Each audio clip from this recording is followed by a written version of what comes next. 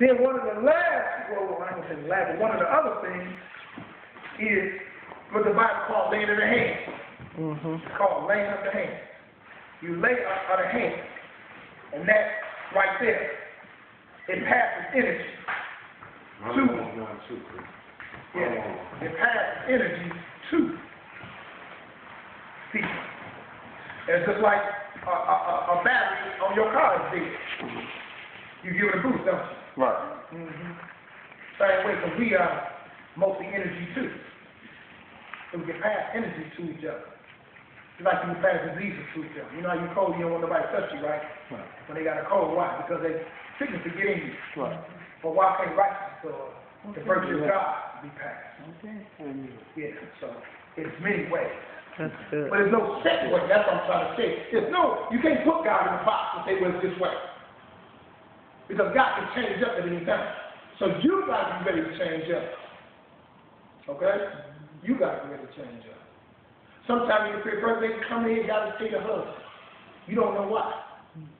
And they might just bust out crying on your shoulder, on your shoulders. And you friend. You don't know.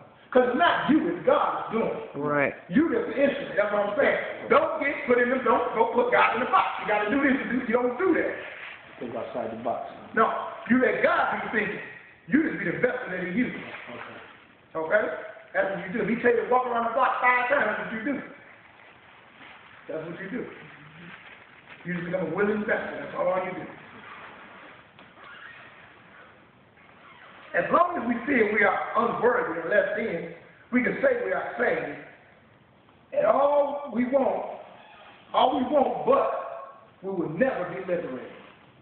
We can say, we say it all we want to say, I'm saved, but we'll never be liberated. Never. Because when you're liberated, you make demands. A free person makes demands. That's right. It's a slave that don't make no demands. Mm-hmm. So Frederick Douglass said, like, his power can produce nothing without a demand. What demand are we speaking to power about today? What is our demand today? In the Bible, Jesus said like this in Matthew 17 and 20, speak to the mountain, and it shall be removed. Jesus said, put a demand on the mountain or on the power that's in your life, and it shall be removed. But a lot of times we feel we deserve that when we got something like that. So we just keep it. Because we feel, that's it. I deserve it. The only reason why we don't speak or make demands, we feel we're not worthy or don't deserve it. And as long as we feel we don't deserve it, we will always be the servant. Always be the servant. The best way to find out our worth is to find out what the Maker said, I am worth. What the Maker put in us determines what our worth is. What the Maker put in us determines our worth. Now, according to the Bible, 2 Corinthians 4 and 7, in Paul's language, he said, speaking about God, I put treasures in earthly vessels. So God, He put treasures in earthly vessels. If you don't know your worth, someone will put a low price tag on you. Sure. If you don't know your worth, somebody wants to put a low price tag on you. I can guarantee you that. Never let anyone give you your value. That's right. You go to the Maker to determine what your value is. And let nobody put a low price tag on you. So, the same way with cars. You got the big 3, 4 GM and Chrysler. They put a price on their car when they bring it out the factory. No matter what man you think, that price ain't really gonna change. You can David say, well, you know what, I want $30,000 for this car. You say, this car worth $5,000. I know the material, I know whatever. And you can tell them, I'm gonna hold my breath until you bring it down to $5,000. I'm gonna tell you like you're gonna be dead. They're not gonna do it. They're not gonna do it. Because they know, or they put the price of the value what they feel it's worth, because they're American. Now the amazing thing is about, we talking about the inside. Now, you got 2 identical cars that look alike. You can have 2 Mustangs. One is the regular V6 Mustang, and the other one is the 5.0. They look similar, but one is going to have a higher price tag than the other because of what's on the inside of it. When you have something great on the inside, then your price, your value goes high. Not on the outside, but on the inside. That's something like that. Right on the inside, not on the outside. Because you look like the other cars. Right. But it's what's on the inside. It's a horsepower motor that's pushing you. All right. It's a spirit that's pushing you. That's good. Yes, that's good. Now, you can argue all you want to with Ford about their GT. Particularly a new one with 411 watts. You can say what you, well, the car 2 years ago cost this much. Right. Because I know we put in this one. It ain't going down. All right. You can take a hike. I like that. That's how they will let nobody devalue what they make. All right. Nobody. According to the Bible, God is our creator and God is our maker. All right. Come on. In the book of Genesis, chapter 1, verses 26 and 27, it says, let us make man in our own image and our likeness. So God created them, male and female. Yes. In the book of Job 4 and 13, he said, shall mortal man be more just than God? Shall a man be more pure than his maker? Then Job is saying God is our maker. Yes. To get what God said about the black man and woman, we have to go to the beginning. I'm getting where I want to get to now. We have to go to the beginning. So we have to go before all our religious dogma and books. We have to go before Judaism. We got to go before Christianity, and we got to go before Islam. All right, we got to go before that. All these religions play a role in our enslavement. And still is playing one this day. All right. All three.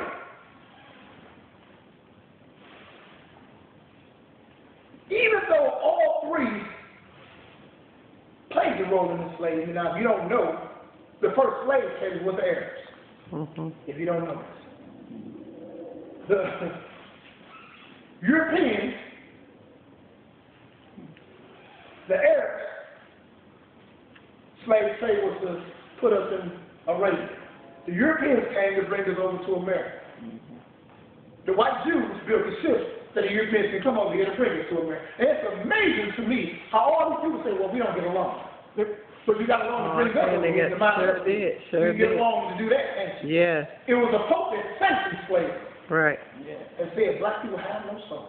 And it was all right to put them in slavery. So all three of these religions enslaved us. But the truth of who the original man or first man and woman God created is in these books. The Old Testament speaks about it. The New Testament speaks about it. And the Quran speaks about it. In the Bible, in the New Testament, Paul says it like this. He said, God created and said, from one blood, I'm going to make all mankind. All made from one blood. We got, who is there one blood? Jesus. Abraham. Ain't no Jesus. Adam. In the book of Genesis, in the Torah or the Old Testament, Genesis 2, chapter 6 and 7, it said God put a mist upon the whole earth. And he took the dust from there, meaning mud, and he formed man from the dust of the ground. And breathed in man, and man became a living soul. The Quran, the Arab book of scripture, in Surah 15, 28 and 29, it says, the Lord said to the angels, I am going to create a mortal of sounding clay and of black mud, and fasten into shape. That was in the Quran, Surah 15, 28 and 29. So he said, I'm going to fasten him of sounding clay and of black mud, and fasten him into shape. The word humus comes from the word humus. Humus is the black soil that's best alive. When we look at this, the archaeologists bear witness, Dr. Lisa. When he found the origin of man, he found the origin of man in Africa.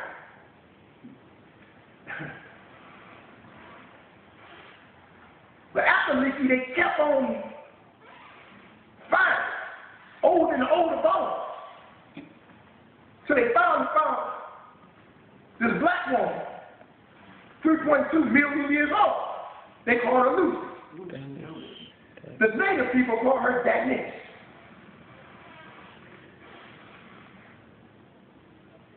This is meaning that when they found the origin of man and woman, they found the origin of man in what we call Africa today. Mendel, a geneticist, he says dark skin is dominant, light skin is recessive. You can get the dominance from the recessive, but you cannot get the recessive from the dominant. What he's saying basically is the light cannot produce dark, but the dark can produce light. Mendel was he Geneticist. I'm a geneticist. Was he German or Mendel? Probably was. Probably was. But the Bible bears the same witness to what he said. Because in the Bible, Genesis chapter 1, verses 1 through 3, it says, it was darkness over the face of the earth.